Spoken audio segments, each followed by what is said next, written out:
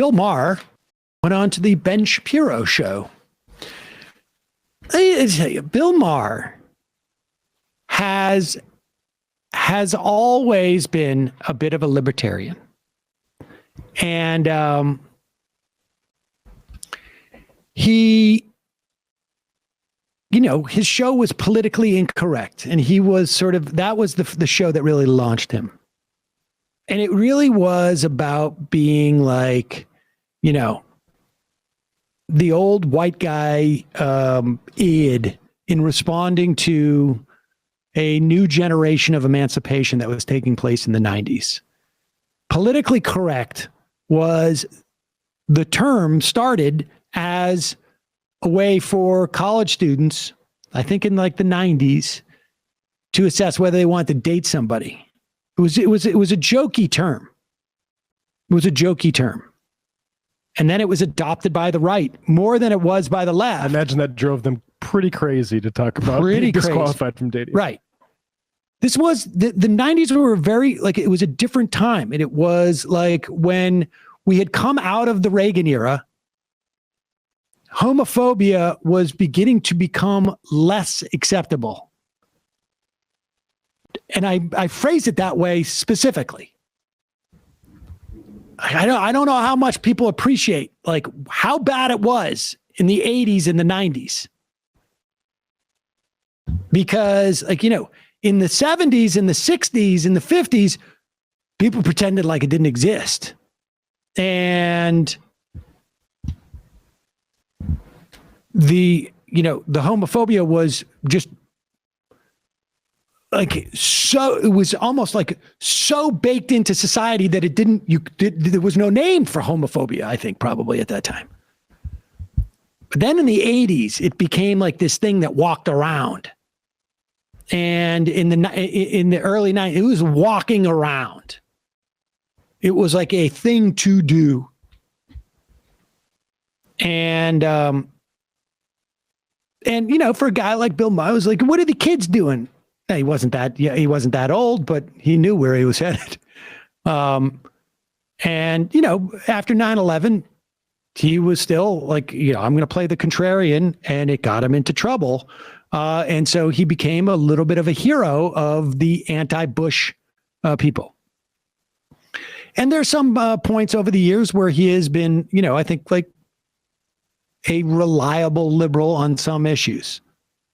But, dude's wants to get re-upped on that show, wants to be in the limelight. Here he is on the Ben Shapiro show. But when you say woke, it's become, and I make fun of it too, because it's become an eye roll in many ways. If woke, I assume at a certain moment, and it wasn't that long ago before we didn't have the term. I only heard it, I don't know what it was, 3-4 years ago, 5 years ago at most, when we heard the term woke, and it was like alert to injustice. I'm like, okay, I'm down with that. I always have been. I hope people still understand that about me. But yes, it became sort of a byword for a lot of this goofy stuff. That's what I'm always railing against. That's why, they play me on Fox News now. Yeah, I mean, how do you feel about that? Because you went from the guy who was... I feel... Look, I haven't changed at all. My politics hasn't changed. They've changed. People say to me sometimes, have you changed? No. It's that 5 years ago, no one was talking about defunding the police. I never heard that phrase 5 years ago. That's not me changing. That's things changing. I'm reacting to it, as I've always been. Letting 3-year-olds decide what gender they are. This wasn't something 5 years ago. Pause it for a second. First off, keep fighting for that injustice by protecting the police, which I think there is no possible metric in the world, no possible metric that exists that can tell you that the policing in this country has brought about justice.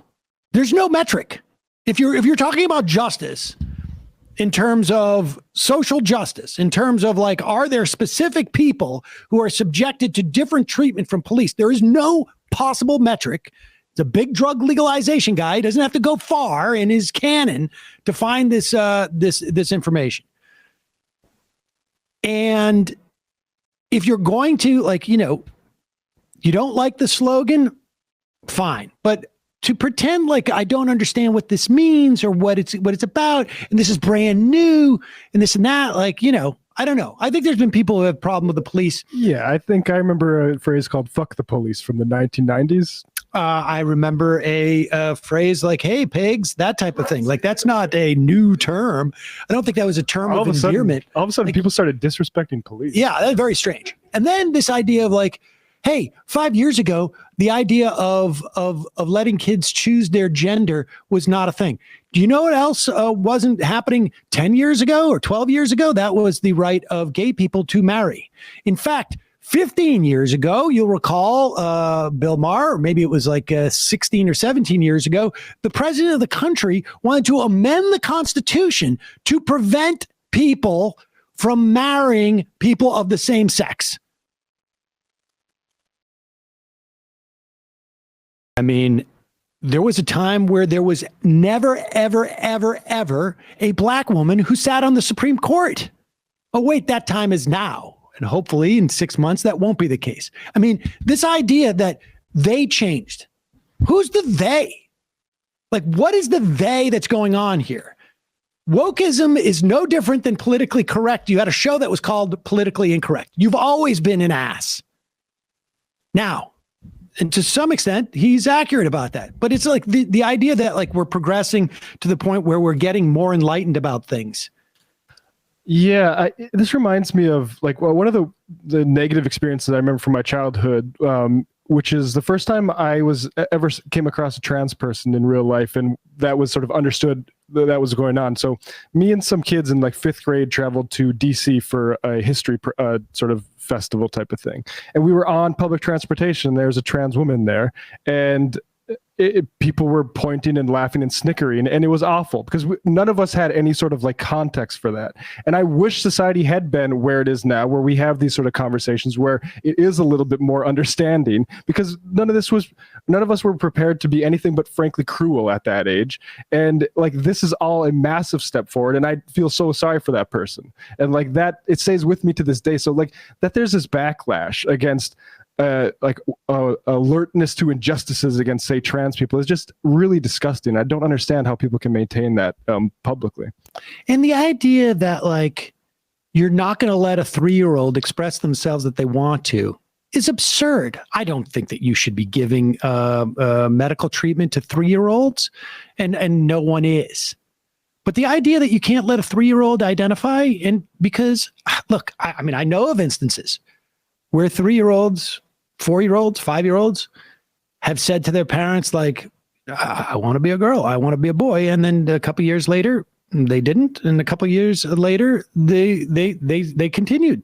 I mean, like, where's the harm in this? I think there is demonstrated harm of, forcing people into these specific 2 slots, blue and pink, that we need to force, that these people want to continue forcing people into. This dude, honestly, was like, they were making parodies of this guy 50 years ago.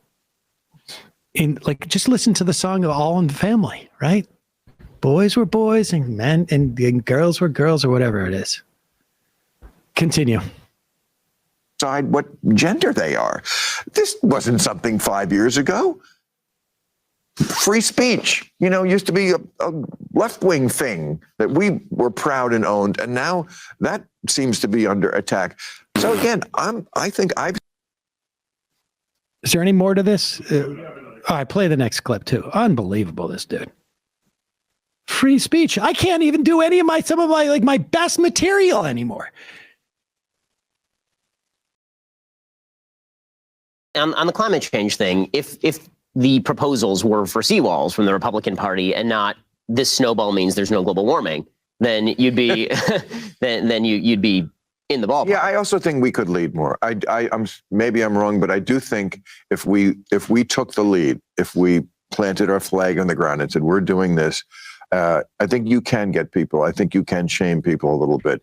Now I understand it's very hard to. Can you still use the term third world, or is that bad?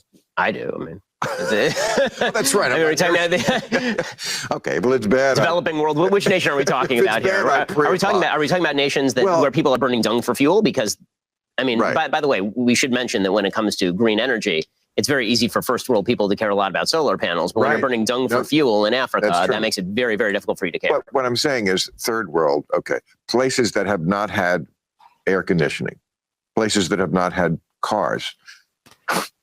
Okay, and now they finally are getting them. Mm-hmm. It's very hard to say to them, look, we've been enjoying these things for quite a long time now. You stop that right now. No, bad timing. Yeah. Bad timing for you. You have to forego these things. So I take your point. It's going to be very hard for India and China. But, I mean, they're not stupid. I mean, they must understand that what good is it to win the economic race if you can't breathe? I mean, the air in Beijing, don't they sometimes have to, like, take drastic measures because you can't breathe there? Well, then the nice thing about being a communist dictatorship is that a few more people die, you know, what's a few more beans, more or less, is the nice thing about being a... What the hell are these guys talking about? They're just like completely gone off the rails. They're trying to agree, even though like Bill Maher supposedly has a different position on climate change. This is what's so gross about this interview. Okay. This is so much of like Bill Maher basically saying like, my audience has just completely dropped out. And that's fine. Look, we go through ebbs and flows with our audience on this program. That happens. But he is so desperately trying to cater to a different audience that he is sitting across from someone who represents fundamentally, if there is one thing that has been Bill Maher's bailiwick over the 15, 25 years that he has been in a political social commentator, if there is one thing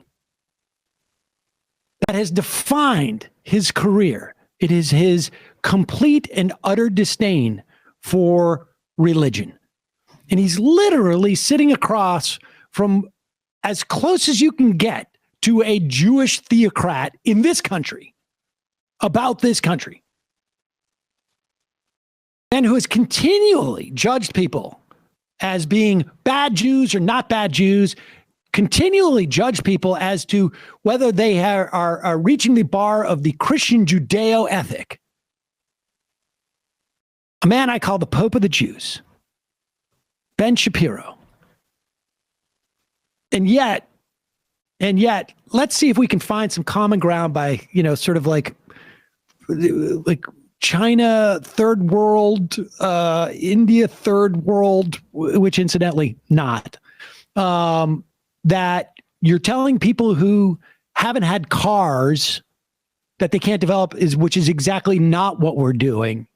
In fact, the idea is that if you notice that imbalance, then maybe what we should do is be the first to do this. Why don't you make that argument? There's the pussyfooting around here in that moment, again, is indicative of like this whole attempt, like I'm going to speak to the other side. Now, what I say to them is really going to be more about them, getting some of these people and they're going to be changing me as much as I hope to change them. That's what's going on here. Yeah, but like Ben Shapiro starts that question off because Ben Shapiro is basically a climate denier. He's famously the guy who says just sell your house. The idea that you could just build a seawall, well, we know that doesn't work for Florida because the water is just going to go right underneath it. It's built on lime. It's a sponge. And that's the thing is Bill Maher should know all of this, and he seems to like nod to it, like he says we should lead, right? But what does that mean? Is that some sort of like climate reparation or something like that? Because we have put all this CO2 in the atmosphere throughout this entire history, and now countries that it never connects what his actual point is because he's just too busy looking for agreement and bigotry, right? Like it's all platitudes. Yeah, China and people who burn dung, and let's just be racist together. It's honestly like these are my bona fides for being not a conservative, which is going to give you more value to all of my conservative views. It's just, he's on the Dave Rubin, he's getting Rubinicized.